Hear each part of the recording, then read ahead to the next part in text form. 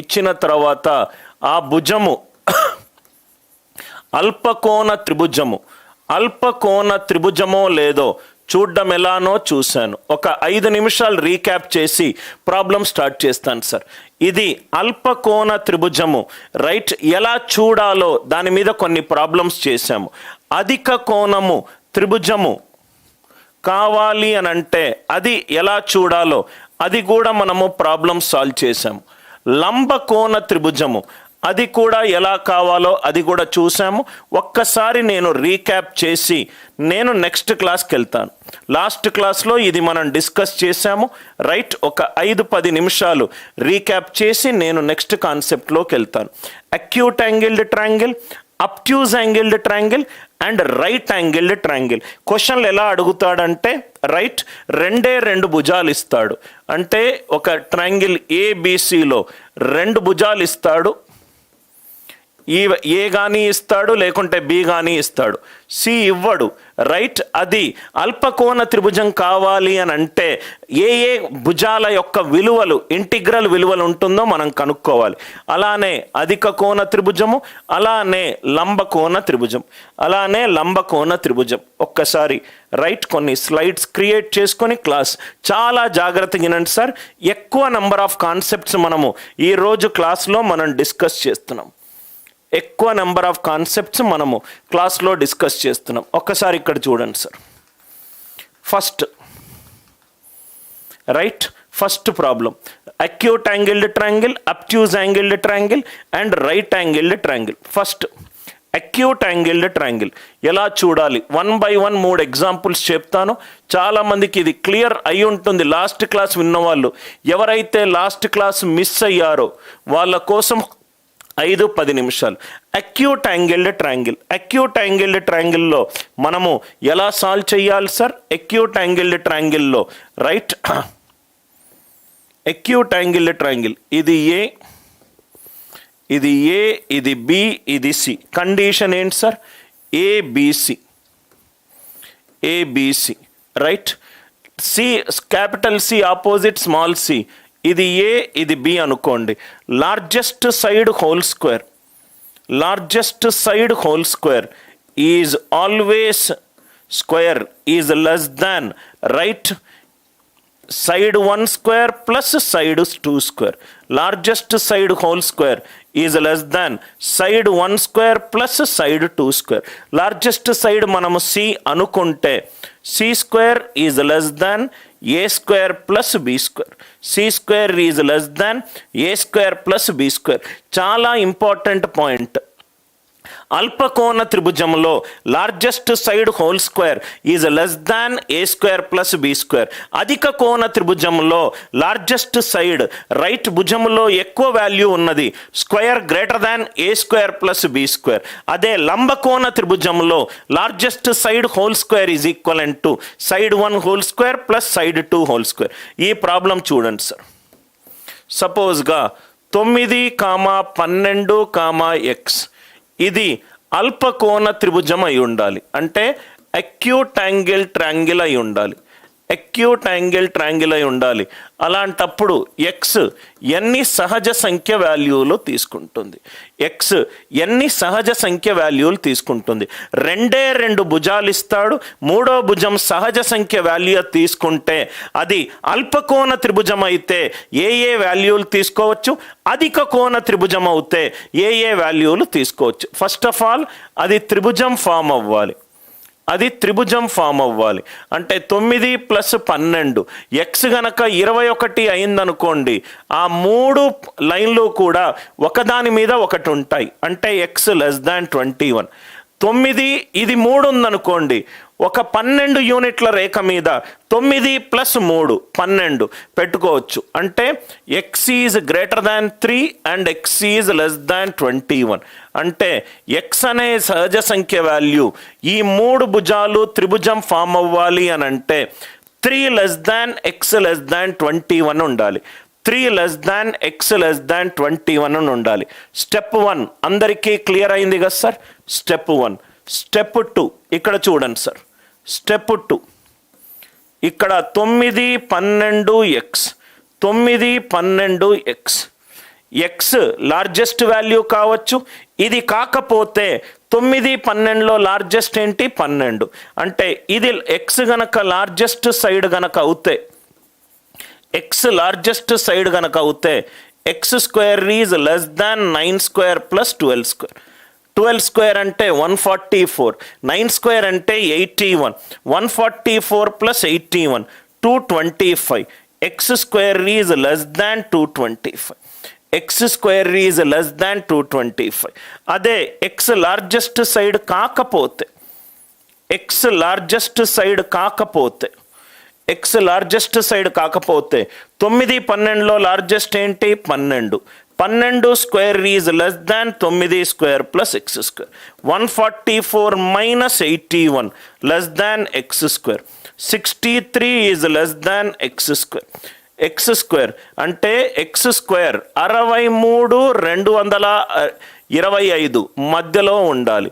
అంటే ఎక్స్ 9 తీసుకోవచ్చు, 8 తీసుకోలేము. ఎందుకనంటే 8 స్క్వేర్ ఈజ్ 64. ఓకే, 8 తీసుకోవచ్చు, ఇక్కడ 9 తీసుకోవచ్చు, 10 తీసుకోవచ్చు, 11 తీసుకోవచ్చు, 12 తీసుకోవచ్చు, 13 తీసుకోవచ్చు, 14 తీసుకోవచ్చు. 8 నుంచి 14 ఏదైనా వాల్యూలు తీసుకోవచ్చు.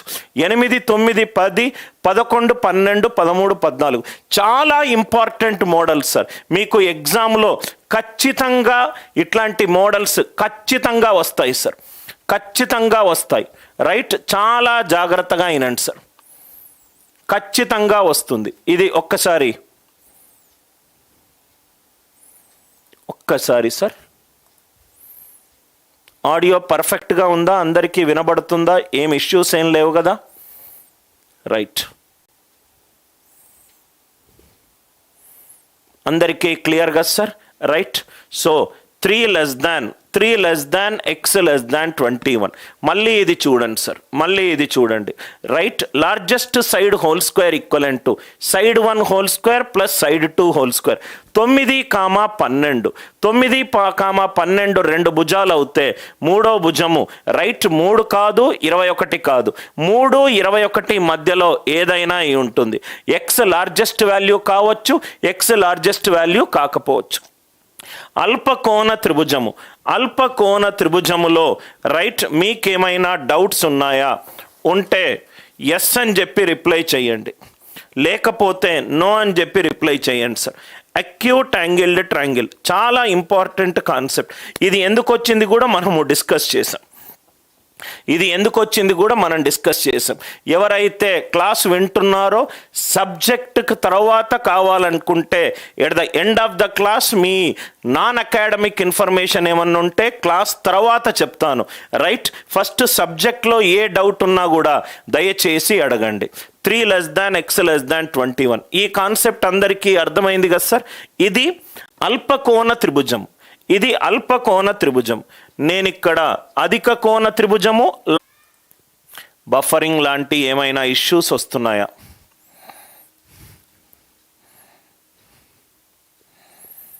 దయచేసి అందరూ రిప్లై చేయండి సార్.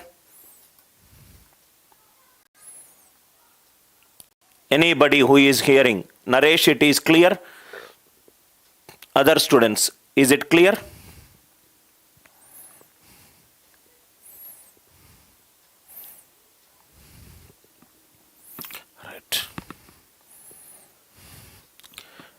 ఆడియో క్లియర్గా ఉందా sir? Audio any issues?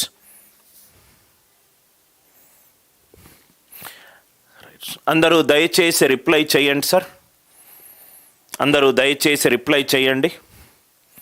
Probably ఈరోజు నైట్ 8:30 వరకు రైట్ కొన్ని ఇష్యూస్ వచ్చే అవకాశాలు ఎక్కువగా ఉంది. నాకు ప్రాబ్లం ఎక్కడుందో తెలుసు. అంటే సపోజ్గా ఒక సినిమా రిలీజ్ అయినప్పుడు 100 మంది రావాలి, 1000 మంది ఒకటేసారి వచ్చారనుకోండి, అన్కంట్రోల్డ్ క్రౌడ్ ఉంటుంది. ఇప్పుడు 100, 1000 కాదు సార్, 100 ఆల్మోస్ట్ 15,000 డౌన్లోడ్లు ఒకటేసారి అయిపోతే మేము కూడా నేర్చుకుంటున్నాము ఇంత హెవీ ట్రాఫిక్ని ఎలా మేము హ్యాండిల్ చేయాలి అని చెప్పి. రైట్, సో మీకు ఇష్యూస్ గనక వస్తే కొన్ని సెకండ్స్లో మనము right we will be back. Now ఇక్కడ చూడండి sir, x greater than 3 and x less than 21 అంటే ఫస్ట్ స్టెప్. అది త్రిభుజం రావాలి అని అంటే 3 less than x less than 21. 3 less than x less than 21. ఇది step 1. Step 2, largest side concept ఏంటి sir? Largest side whole square is always greater than side 1 whole square plus side 2 whole square. Largest side whole square is always greater than side 1 whole square plus side 2 whole square. Largest side X గనక largest side అయిందనుకోండి, X గనక largest side అయిందనుకోండి, X square is greater than 9 square plus 12 square. X గనక largest side కాకపోతే, X గనక largest side కాకపోతే అప్పుడు ఏమవుతుంది? 12 square is greater than X square plus 9 square.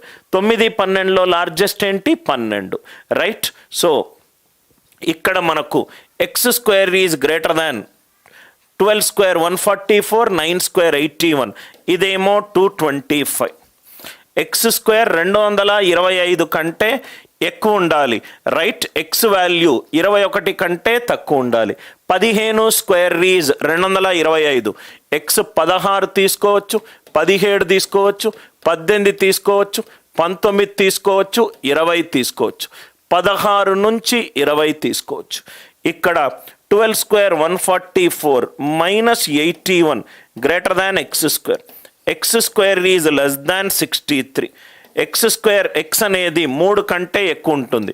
అంటే ఎక్స్ 4 తీసుకోవచ్చు, 5 తీసుకోవచ్చు, 6 తీసుకోవచ్చు, 7 తీసుకోవచ్చు. ఇంకా 8 స్క్వేర్ 64, 63 కంటే కూడా ఎక్కువ. కాబట్టి ఇది ఎక్స్ లార్జెస్ట్ సైడ్ కావచ్చు, ఎక్స్ లార్జెస్ట్ సైడ్ కాకపోవచ్చు, ఎక్స్ లార్జెస్ట్ సైడ్ కాకపోవచ్చు. కాన్సెప్ట్ అందరికీ అర్థమైంది కదా సార్? అధిక కోణ త్రిభుజంలో largest side whole square is greater than side 1 square plus side 2 square. అల్ప కోణ త్రిభుజంలో important points, A is 2r sine A, B ఏమవుతుంది 2r సైన్ బి, సి ఏమవుతుంది 2r sine C, 2r sine C. పరివృత్త వ్యాసార్థం ఇచ్చినప్పుడు, యాంగిల్ ఇచ్చినప్పుడు ఒక భుజం కనుక్కునే పద్ధతి 2r sine A, 2r sine B, 2r sine C, 2r sine C. దీని నుంచి మనం సిమిలారిటీ రాబట్టినా చేస్తుంది. ఇది a/2, ఇది a/2. ఎందుకు వచ్చిందో అందరికి అర్థమైందా? ఇది r, ఇది r. అందరికీ ఇది అర్థమైంది కదా సార్? సో ఇది r, ఇది r. కాబట్టే ఇది a/2, ఇది a/2. కాబట్టే ఇది a/2, a/2. అందరికీ క్లియర్ అవుతే దయచేసి రిప్లై చేయండి ఎస్ అని చెప్పి. ఏదైనా డౌట్ ఉంటే అడగండి. మీరు సైన్ కాసి ఏదేసుకున్నా మీకు హెచ్ నుంచి కూడా మీకు ఆన్సర్ రాబట్టొచ్చు. ఇది a sine A is equivalent to b sine B is equivalent to c sine C. ఇది నేను చెప్తూ ఉంటే ఒక క్యాట్లో వచ్చిన ఒక క్వశ్చన్ నాకు గుర్తుకొస్తుంది సార్. క్వశ్చన్ ఏంటంటే, ఏబిసి అనేది ఒక త్రిభుజము, ఏబిసి అనేది ఒక త్రిభుజము. ఇక్కడ నీకు 60 డిగ్రీలు ఇచ్చాడు, ఇక్కడ నీకు 45 డిగ్రీలు ఇచ్చాడు. దీన్ని 12 అని అన్నాడు, దీన్ని 12 అని అన్నాడు. ఏబిసి, ఏబిసి దీన్ని 12 అని అన్నాడు. దీన్నేమో 6√3 అని అన్నాడు, 6√3 అని అన్నాడు. దీని యొక్క ఏరియా కనుక్కోమన్నాడు, ఈ త్రిభుజం యొక్క ఏరియా కనుక్కోమన్నాడు, ఏరియా ఆఫ్ ట్రయాంగిల్ ఏబిసి కనుక్కోమన్నాడు, రైట్? 60, 45, 60, 45. చాలామంది ఏం చేస్తారంటే 60, 45 ఎంత? 105. ఇదంతా 75, 75 వేసి చేస్తారు. అలా చేయకుండా ఇంకో పద్ధతి చూడండి సార్, అలా చేయకుండా ఇంకో పద్ధతి. ఏ నుంచి ఒక లంబకోణ రేఖ గీస్తున్నాను అంటే ఇది 90, 90, 60. ఈ వాల్యూ ఎంత అవుతుంది? 30 డిగ్రీలు అవుతుంది. అంటే ఇది 90, ఇది 90, ఇది 45. ఇది ఎంత అవుతుంది? 45 డిగ్రీలు అయిపోతుంది, 45 డిగ్రీలు అయిపోతుంది. అంటే 30, 60, 90. A:B:C, A:B:C ఏ రేషియోలో ఉంటుంది? 1:√3:2 రేషియోలో ఉంటుంది, 1:√3:2 రేషియోలో ఉంటుంది. ఏ ట్రయాంగిల్కి మనం లాస్ట్ క్లాస్లో డిస్కస్ చేసాము, ఏ ట్రయాంగిల్కి అది? 30, 60, 90 ట్రయాంగిల్కి. 30, 60, 90 డిగ్రీల త్రిభుజానికి భుజాల నిష్పత్తి 1:√3:2 ఉంటుంది. అంటే 90కి ఆపోజిట్ 2 ఉంది, 2 బదులు 12 అయింది, అంటే 6 టైమ్స్. కాబట్టి 30కి ఆపోజిట్ ఏమో 6, ఇదేమో 6√3. అందరికీ అర్థమైంది కదా సార్? 45 ఆపోజిట్, ఇది కనుక 6√3 అయిందనుకోండి, దీన్ని మనము 12√3 అని అనుకుందాం. ఇది కనుక అయిందనుకోండి 45 ఆపోజిట్ 6√3, ఇక్కడ కూడా 45 ఆపోజిట్ 6√3. రెండు కోణాలు సేమ్గా ఉంటే రైట్, రెండు భుజాలు దానికి ఆపోజిట్ కూడా సేమ్గా ఉంటుంది. 45 ఆపోజిట్ ఇది 6√3 అవుతే ఇది కూడా 6√3 అవుతుంది. అంటే ఈ వాల్యూ ఇచ్చింది 12√3 కాదు, రైట్. ఇది ఎంత ఇచ్చాడు సార్? సపోజ్గా 6√6 ఇచ్చి ఉంటాడు, 6√6 ఇచ్చి ఉంటాడు. ఎందుకంటే ఇది 1:1:√2లో ఉండాలి. అంటే ఇది 1, ఇది 1, ఇది √2 తోటి మల్టిప్లై కావాలి. రెండు భుజాలు ఇచ్చాడు సార్. చాలా ఇంపార్టెంట్ ప్రాబ్లము, చాలా ఈజీగా సాల్వ్ చేయవచ్చు. ఏబిసి అనేది ఒక త్రిభుజము. త్రిభుజంలో ఇది 60 డిగ్రీలు ఇచ్చాడు, ఇది 45 డిగ్రీలు ఇచ్చాడు. ఇది 60 డిగ్రీలు, ఇది 45 డిగ్రీలు. ఈ కోణం ఇవ్వలేదు. మనకు ఈ త్రిభుజం యొక్క వైశాల్యం కనుక్కోమన్నాడు. ఈ త్రిభుజం యొక్క వైశాల్యం కనుక్కోమన్నాడు. ఒక ఎత్తు గీశాను. ఎత్తు ఎంత అయింది? ఇది 90 డిగ్రీలు, ఇది 90, ఇది 60. ఇది ఎంత అయింది సార్? 30. ఇదేమో 30, 60, 90, 30, 60, 90, 30, 60, 90 రైట్ యాంగిల్లో ఉంటే భుజాలు ఏ నిష్పత్తిలో ఉంటాయి? 1:√3:2 నిష్పత్తిలో ఉంటుంది. 2 బదులు ఎంత ఇచ్చాడు? 12 ఇచ్చాడు. అంటే ఇంటూ 6 చెయ్యాలి. 30కి ఆపోజిట్ 1:6. ఇదేమో 6:√3, ఇదేమో 6, ఇది 6√3. ఇదేమో 45 ఆపోజిట్ 6√3. ఇక్కడ కూడా 45 ఆపోజిట్ ఎంత? 6√3. అంటే దీని యొక్క వైశాల్యం ఏంటి? ½ into base into height. Base ఎంత అయింది? 6 + √6√3. హైట్ ఎంత అయింది సార్? 6√3. చాలా మంచి ట్రికీ క్వశ్చన్ సార్. ఆన్సర్ ఎంత దీనికి? 3√3 ఇంటూ 6 + 6√3. 3√3 ఇంటూ 6 + 6√3. ఇది లాజిక్. అందరికీ అర్థమైందా? రెండు కోణాలు ఇస్తే మీరు ఏం చేస్తారంటే 60, 40 అనవసరంగా ఇది 75 డిగ్రీలు అయింది. సైన్ 75 డిగ్రీలు మనం కనుక్కోవాలి. మనము 30, 60, 90, 30, 60, 90, 45, 45, 90 ఈ రెండు తెలుసు కాబట్టి తెలిసిన దాని నుంచి నేను యూజ్ చేశాను. ఏం లేదు, ఒక లంబకోణం గీశాను, ఇది 90 అయింది, ఇది 90, ఇది 60. ఇది ఎంత అయింది సార్? 30 అయింది. ఇది 90 కాబట్టి ఇది కూడా 90, ఇది 90, ఇది 45 ఇచ్చాడు. 90, 45 ఈ వాల్యూ ఎంత? 45. ఇక్కడ నాకు 30, 60, 90 కనబడ్డది కాబట్టి 30, 60, 90కి భుజాల నిష్పత్తి ఏంటి? 1:√3:2. 2 ఎంత అయింది? 12 అయింది. 6 సార్లు 1:6, √3:6. 45 ఆపోజిట్ 6√3, 45 ఆపోజిట్ కూడా 6√3. అంటే ఏరియా ఆఫ్ ఏ ట్రయాంగిల్ ఏంటి? ½ into base into height, ½ into 6 + 6√3 into height. Height ఎంత? 6√3. అందరికీ క్లియర్ అవుతే ఎస్ అని చెప్పి రిప్లై చేయండి సార్. చాలా ఇంట్రెస్టింగ్ క్వశ్చన్. దీంట్లో మనము ముందు డిస్కస్ చేసిన 30, 60, 90 అండ్ 45, 45, 90 ఈ రెండు త్రిభుజాల్లో కోణాలు ఈ నిష్పత్తిలో ఉంటే దాని భుజాల నిష్పత్తి 1:√3:2 ఆర్ 1:1:√2 అని ఉంటుంది. 1:1:√2. ఇది అందరికీ క్లియర్ అయిందా? Is it clear to each and every one? Clear అవుతే ఎస్ అని చెప్పి రిప్లై చేయండి. క్లియర్ అవుతే ఎస్ అని చెప్పి రిప్లై చేయండి. ఏవైనా డౌట్స్ ఉన్నాయా? రైట్, ఏదైనా డౌట్స్ ఉన్నాయా? డౌట్స్ ఉంటే దయచేసి అడగండి.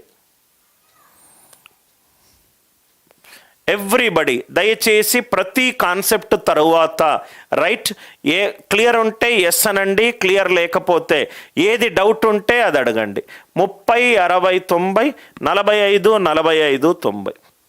నెక్స్ట్ ప్రాబ్లంకి వెళ్ళొచ్చా సార్? నేను అందరికీ ఈ పాయింట్ అందరికీ అర్థమైందా? ఈ పాయింట్ అందరికీ అర్థమైంది కదా సార్? మనం ఎన్నో కాన్సెప్ట్లో ఉన్నాం.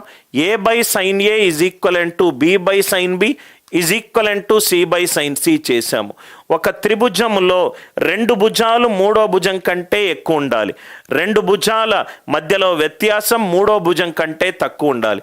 ఎందుకు ఉండాలో అనలైజ్ చేశాము. దాన్ని తీసుకెళ్ళి ఒక 4 భుజాలున్న సమబాహు చతుర్భుజమా రైట్ సమబాహు ఏం చేసాం? ఇక్కడ ట్రిపీజియంలో మనం చూసాం. ట్రిపీజియంలో ఈ కాన్సెప్ట్ ఎక్కడ క్లియర్ అవుతుంది? ఇది కాన్సెప్ట్ 1. కాన్సెప్ట్ 2 ఏం చేశాను? A by sin A equivalent to B by sin B is equivalent to C by sin C. అందరికీ క్లియర్గా సార్? నౌ ఒక ఇంపార్టెంట్ నోట్ ఇక్కడ చూడండి సార్. సార్ మనము సైన్ రూల్ ఎప్పుడు యూజ్ చేస్తాము, కాస్ రూల్ ఎప్పుడు యూజ్ చేస్తాం? సైన్ రూల్ ఎప్పుడు వాడుతాము, కాస్ రూల్ ఎప్పుడు వాడుతాము? సైన్ రూల్ ఎప్పుడు వాడుతాము, కాస్ రూల్ ఎప్పుడు వాడుతాము? రైట్, కాస్ రూల్ చాలా జాగ్రత్తగా వినండి సార్. మనము సందర్భాన్ని బట్టి ఒక రూల్ వాడతాము. ABC, ఇదేమో స్మాల్ a, ఇదేమో స్మాల్ b. ఈ యాంగిల్ మనం కనుక్కోవాలి, ఈ యాంగిల్ మనం కనుక్కోవాలి.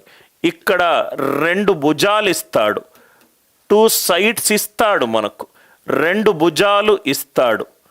యాంగిల్ దాని మధ్యలో ఉన్న కోణం కనుక్కోవాలి, దాని మధ్యలో ఉన్న కోణం కనుక్కోవాలి.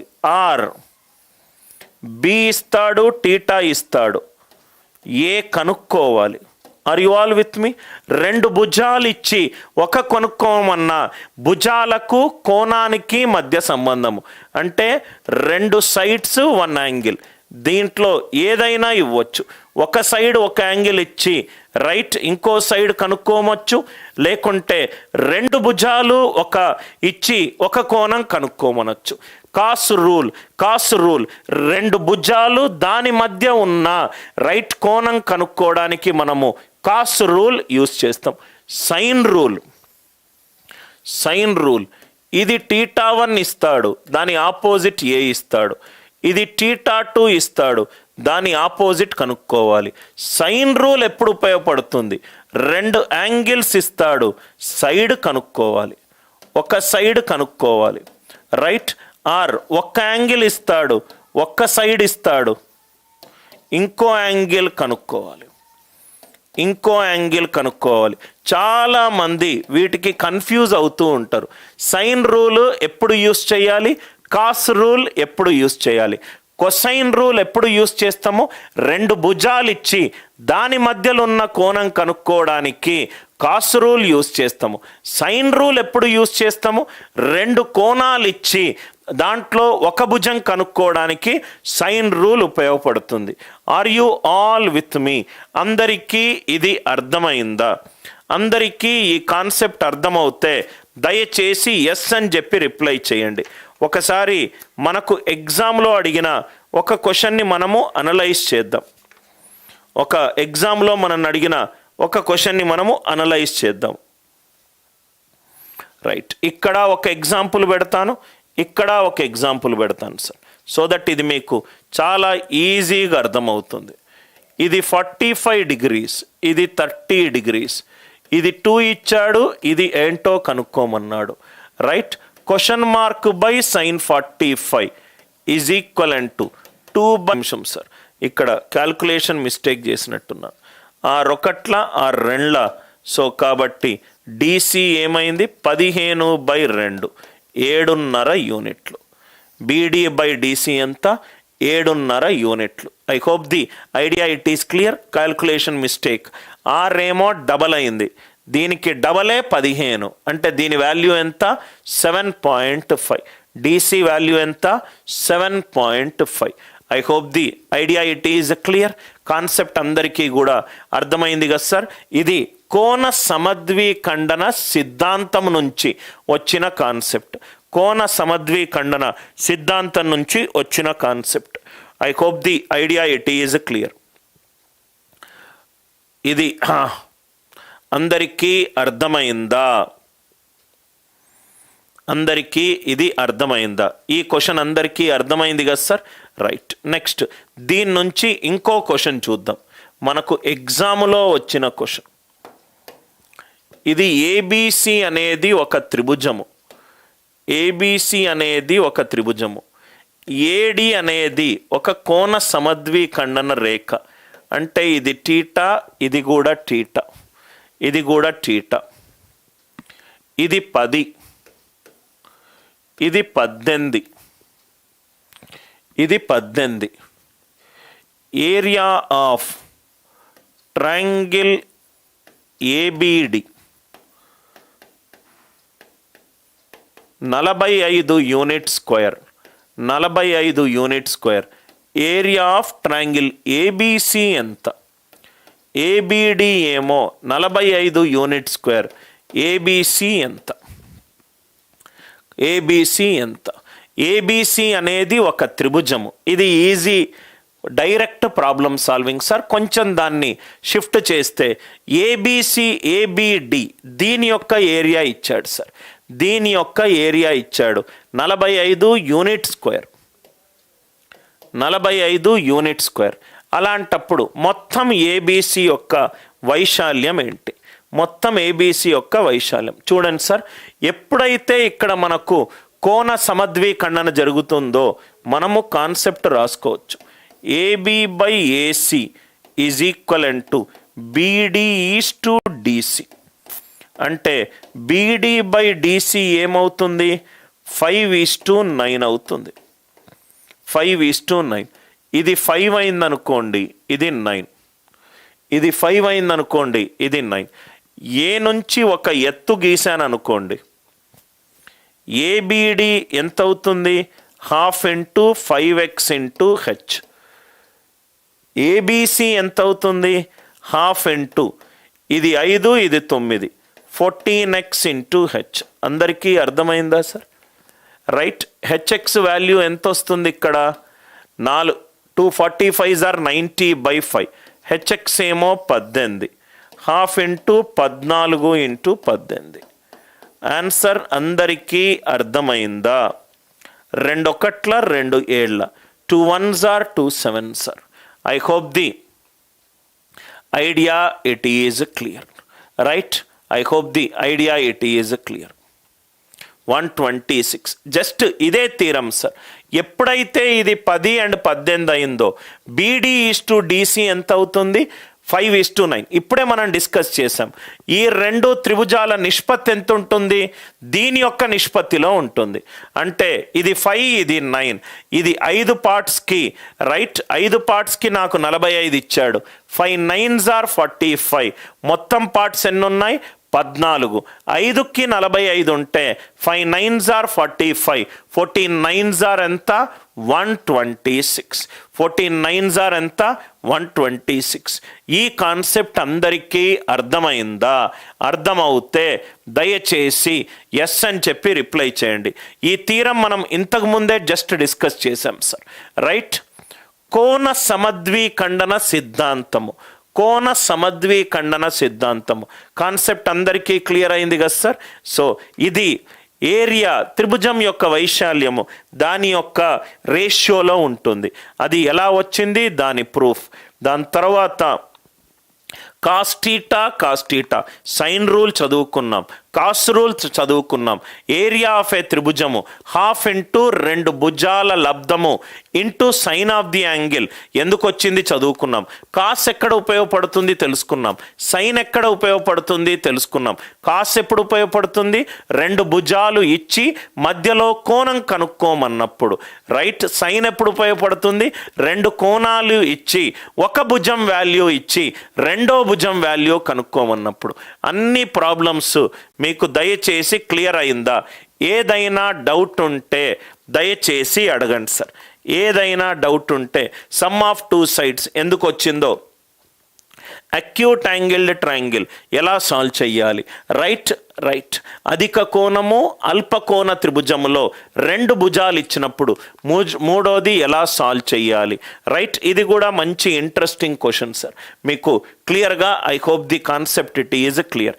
Acute angle, right angle and everything. ఎవరైతే అరిథమెటిక్ గురించి చూస్తున్నారో 22వ తారీఖు అంటే ఎల్లుండి నుంచి అరిథమెటిక్ క్లాసులు స్టార్ట్ చేస్తాను. రేపటి వరకు ప్రాబబ్లీ వృత్తాల వరకు రేఖాగణితం చెప్పి ఆపి జామెట్రీలో ఒక సాటర్డే సండే ఒకరోజు మెన్సురేషన్ 2D ఒకరోజు మెన్సురేషన్ 3D తీసుకుంటే అది చాలా ఈజీగా అయిపోతుంది. 8 గంటలు తీసుకుంటే మెన్సురేషన్ మీ కాన్సెప్ట్ అర్థమవుతే చాలా ఈజీగా చేస్తారు. ఇది అంత కూడా అర్థమైందా? DAO మాక్ బుక్ నైట్ 10 o'clock నాకు ఫస్ట్ కాపీ వస్తుంది. నాకు నచ్చంగానే అందరికీ డెలివరీ అంతా కూడా అయిపోతుంది. ఏమైనా మైనర్ ప్యాచెస్ అన్బ్రోకెన్ ఏమైనా చేంజెస్ ఉంటే దాన్ని ఒక 2 daysలో ప్రింటింగ్ ఇచ్చి మీకు వచ్చేది రైట్ పోస్ట్ ప్రొడక్షన్ అయిన బుక్. సో కాబట్టి బుక్ రిలీజ్కి చాలా కూర్చొని చాలా వర్కింగ్ ఉంటుంది. I hope it is clear. So we will meet up again. Thanks a lot for attending these special class with love, Anil Nair.